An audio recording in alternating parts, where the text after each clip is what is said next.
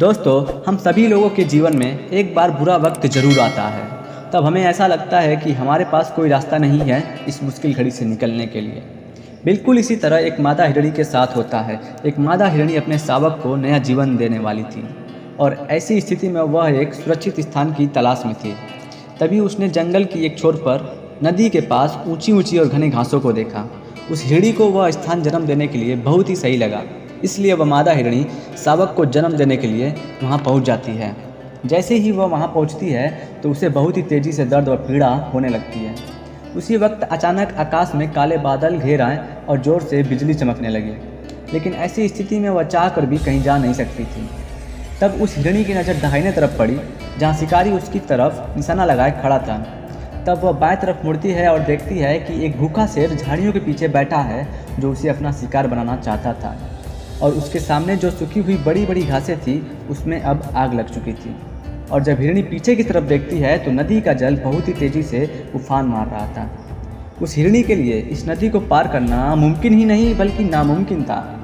अब वह हिरणी घबरा गई और चिंतित करने लगी कि अब मेरा और मेरे बच्चे का क्या होगा।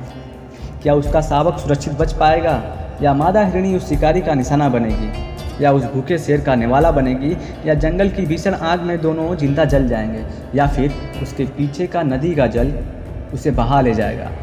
मादा हिरणी ऐसी परिस्थितियों को देखकर बहुत ही घबरा गई थी, क्योंकि उसके सामने अपनी और अपने शावक की जान बचाने का सारा रास्ता पूरी तरह बंद हो चुका था।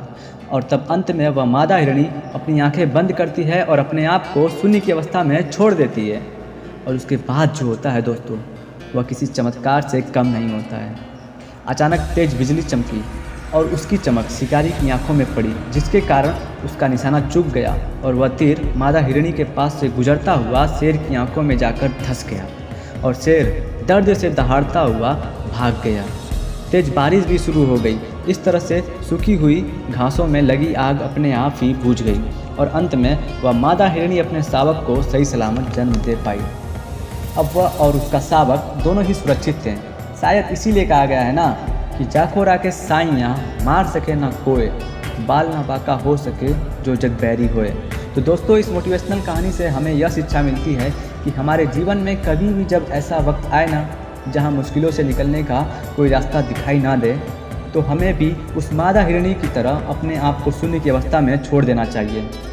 विपत्ति अपने आप ही टल जाएगी। इसी के साथ आपका दिन शुभ हो। तो मिलते हैं फिर से एक नई वीडियो में। तब तक के लिए जय हिंद, जय भारत।